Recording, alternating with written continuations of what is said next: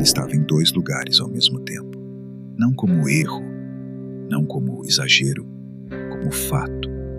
No mesmo minuto em que um crime era cometido, testemunhas garantiam que ele estava em outro ponto da cidade. Relógios marcavam o mesmo horário. Registros digitais confirmavam. Câmeras mostravam sua presença. Não havia espaço para dúvida. Para qualquer investigador, isso deveria encerrar o caso. Mas não encerrou. Porque quanto mais provas surgiam, mais impossível tudo parecia.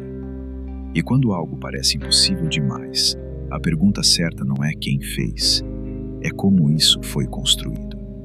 Ele não vivia nas sombras. Era conhecido, respeitado, visível.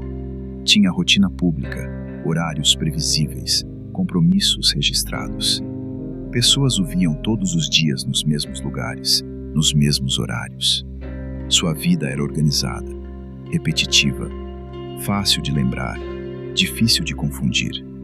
Nada em seu comportamento indicava mistério, nenhum desvio, nenhuma ausência estranha, nenhum silêncio suspeito.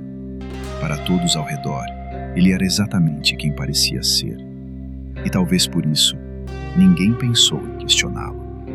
O crime aconteceu em um horário exato, não uma estimativa, 1 minuto preciso. Câmeras registraram o momento. Sistemas automáticos marcaram a atividade. O local era claro, distante o suficiente para tornar qualquer deslocamento rápido possível. E ainda assim, o nome dele surgiu. Não como suspeito, mas como impossibilidade lógica. No minuto do crime, ele aparecia em outro ambiente, público, monitorado, cercado de pessoas. Um lugar onde o tempo também era registrado. O problema não era a falta de provas, era o excesso delas. As testemunhas confirmaram sua presença sem hesitar. Pessoas que não se conheciam, sem motivo para mentir. Todas lembravam de detalhes banais.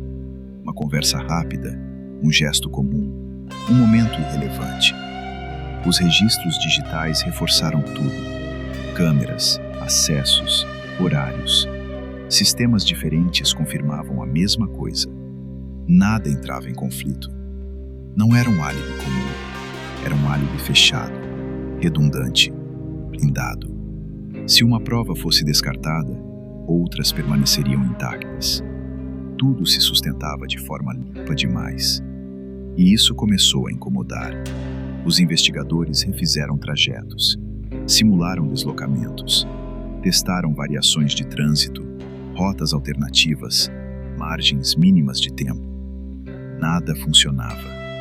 Testemunhas foram ouvidas novamente, separadas, em momentos diferentes. As versões permaneciam estáveis, coerentes, confiáveis. Auditorias técnicas analisaram os registros digitais. Nenhuma falha, nenhuma manipulação evidente. Quanto mais se investigava, mais sólido o álibi se tornava. O caso começou a parecer resolvido, mesmo sem estar explicado. A virada veio de algo quase irrelevante. Uma diferença mínima entre relógios. Não horas, minutos, às vezes segundos. Sistemas que mediam o tempo de formas diferentes. Ajustes automáticos, configurações manuais, pequenos desvios ignorados. Quando todos os dados foram colocados em uma única linha do tempo, algo apareceu. Não uma contradição clara, um deslocamento sutil. Pela primeira vez, surgiu espaço. Não para um erro, para um plano. A investigação passou a trabalhar minuto a minuto. Cada ação foi posicionada com precisão. Entradas, saídas, registros, imagens, depoimentos. E então, surgiu um intervalo. Curto, preciso. Um momento em que todos assumiram sua presença, sem uma prova direta. Apenas inferência. Esse intervalo coincidia exatamente com a distância entre os dois locais. Não para um deslocamento improvisado, mas para um trajeto calculado. Ele desaparecia dos registros por minutos suficientes e reaparecia exatamente quando os sistemas voltavam a confirmar sua presença. O impossível começava a ruir. O álibi nunca foi defesa. Foi parte do crime.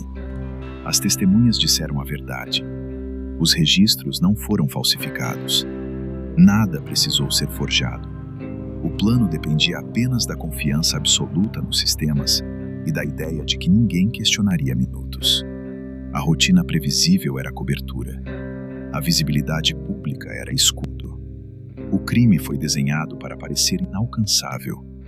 Não escondido, mas encaixado entre registros.